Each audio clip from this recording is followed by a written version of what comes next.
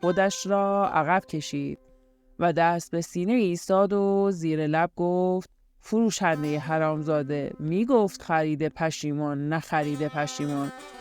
حکایتگوی داستان سوگلی هارون الرشید و پسر فقیر هستم. چه رازی در صندوقچه بود؟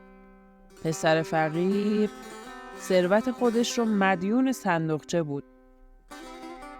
در زمانهای قدیم یک پسر بیکاری بود که مادری داشت. یک روز مادر پسر به او گفت ای پسر جان، تو دیگر بزرگ شدی، بهتر است دنبال کاری بری. اگر یه روز من سرم رو گذاشتم زمین و مردم، تو چه کار میکنی؟ پسر گفت من که مایه تیله ندارم. اگر داشتم میرفتم و یک کاسبی راه میانداختم. مادر 100 تومان به پسر داد و گفت این هم مایه تیله، حالا ببینم چه کار میکنی. پسر 100 تومان را برداشت و رفت تو بازار که خرید کنه. دید یک نفر یک گاو صندوق آهنی آورده توی بازار و داد میزند این صندوق دربسته 100 تومان. خریدار پشیمان، نه خریدار پشیمان. پسر تا عصری توی بازار چرخید اما چیزی گیرش نیامد. رفت سراغ مردی که صندوق سربسته میفروخت. دید همانجا ایستاده و داد میزند. صندوق را خرید و گذاشت پول یک حمال و برد به خانه. مادرش گفت این چیه خریدی؟ پسر گفت این یه صندوقچه است، دربسته خریدمش. بعد رفت چکش آورد و قفل صندوق را شکست. در صندوق را باز کرد، چشمش افتاد به یک زن ماغروی مرده. فریاد کشید مادر بیا خاک بر سر شدم. مادر گفت چه شده؟ گفت پولم از بین رفت، هیچی، مرده کشی هم به گردنم افتاد. مادر توی صندوق را نگاه کرد و زن زیبا را دید. گفت او نمرده، بیهوش است. سرکه و روغن بنفشه بادام آوردند و روی دماغ زن ریختند. زن عطسه‌ای کرد و به هوش آمد. زن از توی صندوقچه بیرون آمد، به دور و برش نگاهی کرد و گفت اینجا کجاست؟ کی مرا به اینجا آورده؟ پسر که فهمید زن باید شخص مهمی باشد، جلوی او زانو زد، سلام کرد و گفت ای بانو، من امروز رفتم یک کاسبی شروع کنم و همه ماجرا را تا آن لحظه تعریف کرد و بعد گفت حالا شما مال من هستی. دست برد که سر زن را جلو بیاورد و صورتش را ببوسد که زن نهیب زد. ای جوان، به ناموس دیگری دست نزن و خیانت نکن. بعد پیراهنش را بالا زد. پسر چشمش افتاد به مهر هارون الرشید.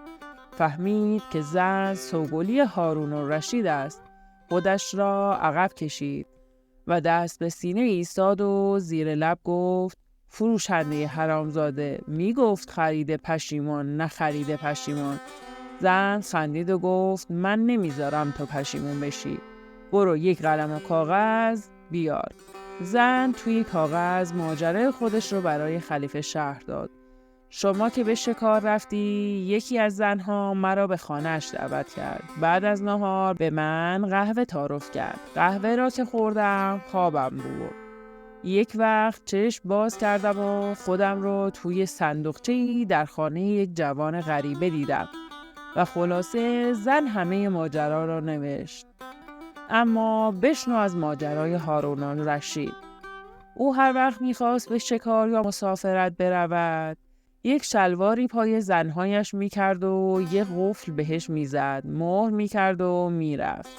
زنهای دیگر هارون الرشید که با سوگلی او دشمنی داشتند، وقتی خلیفه به شکار می‌رود، 2 از زنها سوگلی حرم را به نهار دعوت می‌کنند. بعد هم بیهوشش می‌کنند و توی صندوق می‌گذارند.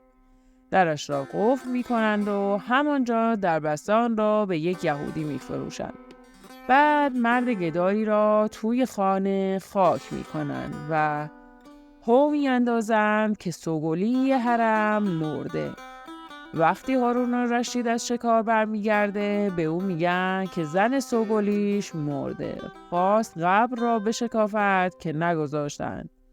گفتند که نبش قبر حرام است. مرده که مرد و خاک شد، رفت و حسابش پاک شد. پسر نامه را برداشت و آورد به خانه خلیفه. دربان پسر را راه نمیداد. قال و مقالشان بلند بود که هارون الرشید گفت چه خبر است؟ گفتند فقیری میخواهد داخل شود، ما نمیگذاریم. گفت بیاید. پسر داخل شد و نامه را به هارون الرشید داد. خلیفه نامه را که خواند از خوشحالی پسر را بوسید و دستور داد برایش یک دست لباس ملوکانه بیاورند. بعد دستور نهار داد و به پسر گفت که بنشیند کنار او و غذا بخورد.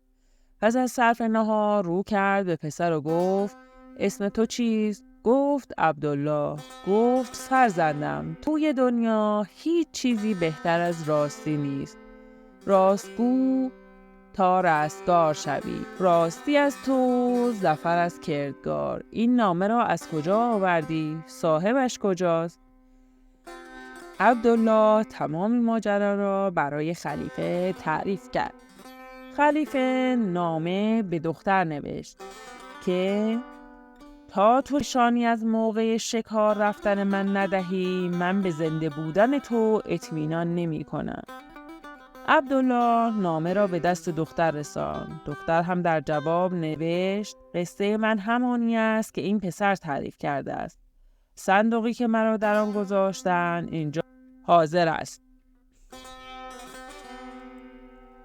وقتی خلیفه جواب دختر را خواند دیگر مطمئن شد که او زنده است. به پسر گفت از این بعد تو پیش خدمت دائم حضور من هستی. گذشت تا شب چله دختر رسید. اهل اندرونی جمع شدند که مراسم شب چله را برگزار کنند. خلیفه عبدالله را صدا زد و گفت برو اون خرید پشیمون و نخرید پشیمون را همون جور که بوده بردار و بیار. عبدالله به خانه‌اش آمد. دختر را توی صندوق گذاشت، درش را بست و گذاشت کول یک حمال و برد به خانه خلیفه. وقتی خلیفه صندوق را دید گفت حالا در صندوق را باز کنید. در صندوق رو باز کردند. دختر از تویش بیرون آمد. آن دو تا زن که این بلا را سر سوگلی آورده بودند سرشان را زیر انداختند. خلیفه رو کرد به سوگلیش و گفت حالا برای این جوان چه کار کنم؟ بانو گفت یک خانه نزدیک خانه من به این پسر بدهید. یکی از کنیزهای باکره را هم به عقدش در بیاورید.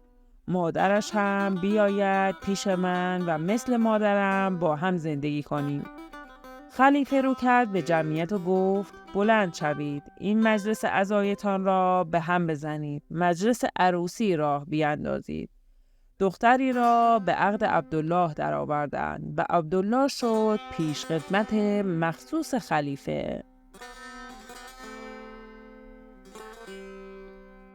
اگر از محتوای ما لذت بردید لطفاً این ویدیو رو به دوستان خودتون هم معرفی کنید و ما رو در رشد کانال یاری کنید. ممنونم. دوستی ما پایدار.